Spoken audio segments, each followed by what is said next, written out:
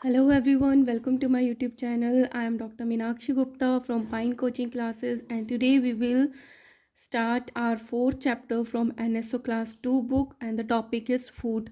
So बहुत interesting है जब आप इसकी प्रैक्टिस करोगे और ये आपके लिए बहुत अच्छा भी है क्योंकि जो सेकेंड क्लास में स्टूडेंट्स होते हैं उनको थर्ड क्लास तक की नॉलेज मिल जाती है और ओलंपियाड एग्ज़ाम्स के लिए भी जो एमटीजी की बुक्स चलती हैं ये बहुत ज़्यादा हेल्पफुल होती हैं, right. So let's start. Food क्या होता है आप सबको पता है, जो हम खाना खाते हैं। The food help us to stay alive, और हम जब खाना खाते हैं तो उससे हम जिंदा रह पाते हैं, तो हमें ये हेल्प करता है to stay alive, to grow करने में, बड़ा होने में, एंड बी हेल्दी, और हेल्दी रखने में। सो ये इसकी वजह से ही ये जो फूड है इतना ज़्यादा इम्पॉर्टेंट है। We get food from plants.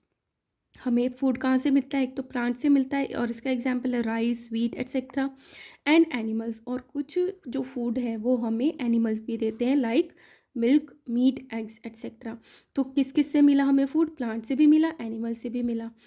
Salt is an important part of our food that is obtained neither from plants nor from animal. और सॉल्ट जो आपकी मम्मा खाने में डालती है वो ऐसा एक खाने का इम्पॉर्टेंट पार्ट है जो ना तो प्लांट से मिलता है ना ही वो एनिमल से मिलता है। वो कहाँ से मिलता है, we get it from sea water, समुद्र के पानी से निकालते हैं। वो बहुत नमकीन होता है, तो कुछ उसको प्रोसेसिंग की जाती है और नमक निकालते हैं। The people who eat meat eggs etcetera are called non vegetarians. तो वो लोग जो कि मीट खाते हैं, मांस खाते हैं, एग्स खाते हैं, उनको नॉन वेजिटेरियन बोलते हैं। And those who do not eat them are called vegetarians, और जो नहीं खाते हैं ये नॉन वेज उनको वेजिटेरियंस बोलते हैं। The food we eat can be put into different groups. अब जो भी फूड है, जो भी हम खाते हैं, उनकी ग्रुपिंग की बात करते हैं तो मेनली तीन ग्रुप्स होते हैं। एक होते हैं एनर्जी गिविंग फूड, और एक ग्रुप होता है बॉडी बिल्डिंग फूड, एक होता है प्रोटेक्टिव। तो एनर्जी गिविंग फूड क्या होते हैं, जो हमें एनर्जी प्रोवाइड करते हैं जिसकी वजह से हम सारे काम जो है वो कर पाते हैं। बॉडी बिल्डिंग जो हमारी बॉडी को बिल्डअप करने में, ग्रो करने में हेल्प करते हैं, वो वाला फूड का ग्रुप हो गया। थर्ड इज़ प्रोटेक्टिव फूड, जो हमें बीमारियों से बचाते हैं, that is a protective food के ग्रुपिंग के अंडर आता है।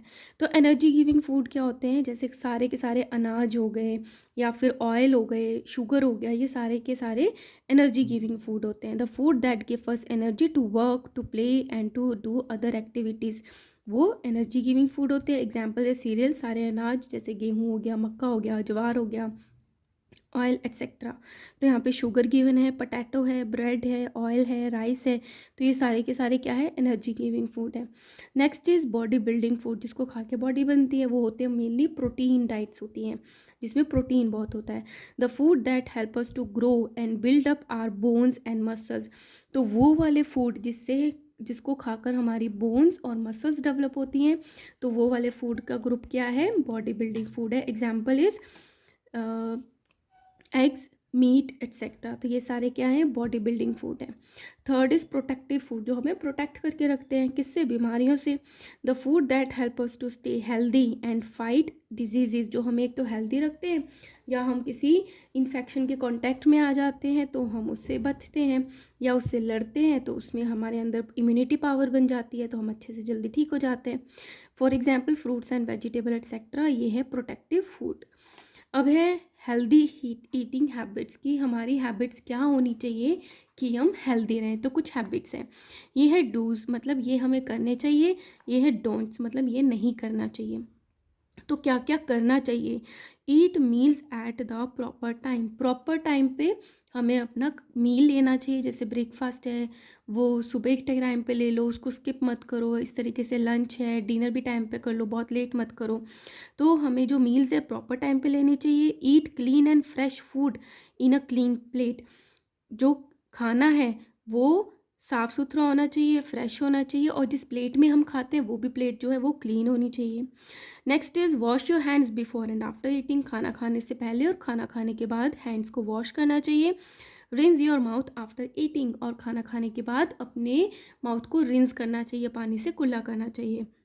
Next is chew your food well with your mouth closed, और अपना मुंह बंद करके अपने फूड को च्यू करना चाहिए, चबाना चाहिए। ईट अ हेल्दी मील, और खाना भी अच्छा होना चाहिए, मतलब जंक फूड जो है वो फ्रिक्वेंटली नहीं लेना चाहिए।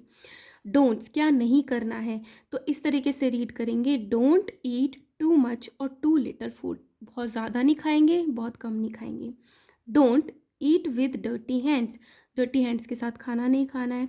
Don't eat dirty and stele food, जो ख़राब हो गया है, जो गंदा है, वो खाना नहीं खाना है। Don't always eat junk food, ऐसा ही नहीं है कि हमेशा जंक फूड ही खाओगे। कई बच्चे क्रेविंग करते हैं, घर का खाना नहीं खाते हैं तो बाहर का ही खाते हैं, तो वो जंक फूड में आता है, तो ऐसा नहीं होना चाहिए अगर हेल्दी रहना है। ईट वाइल रीडिंग अ बुक और वॉचिंग टीवी, तो बुक को रीड करते हुए और टीवी को देखते हुए भी खाना नहीं खाना चाहिए, क्योंकि इससे खाने की क्वांटिटी का पता नहीं चलता। So these are don'ts. Next क्या गिवन है, बैलेंस डाइट। बैलेंस डाइट क्या होती है? Balance diet is a diet that contains all the types of food in a right amount. Balance diet आपको बड़ी क्लासेस में आएगा कि क्या होता है, कि एक प्लेट के अंदर कि उसमें प्रोटीन भी प्रॉपर अमाउंट में है, फाइबर्स भी हैं, और हमारी चपाती राइस भी है, कर्ड भी है, सैलड भी है, तो सब कुछ है। तो हर एक चीज़ जब बैलेंस अमाउंट में, राइट अमाउंट में होती है, तो उस डाइट को हम बोल देते हैं कि वो डाइट कैसी है, बैलेंस्ड है, इसमें किसी की कमी नहीं है। We should have our meals at a fixed time every day. अगर ब्रेकफास्ट 9 o'clock करते हो तो 9 o'clock लो, और अगर लंच 1 o'clock करते हो तो ऐसे रेगुलरली टाइमली आपको इस तरीके से डिनर का भी टाइम फिक्स होना चाहिए। We have breakfast in the morning. अब मॉर्निंग के टाइम पे आप जो मील लेते हो उसको क्या बोलते हो, ब्रेकफास्ट। आफ्टरनून में जो लेते हो उसको बोलते हो लंच। इवनिंग में जो खाते हो उसको बोलते हैं स्नैक्स, एंड जो नाइट में खाया जाता है meal, that is called dinner. We should keep our teeth clean, और हमें अपने टीथ को क्लीन रखना चाहिए। तो ये हो गया है इस चैप्टर का theory part. In next video I will post practice questions of this chapter, and if you like my work, kindly like, share and subscribe. Thank you.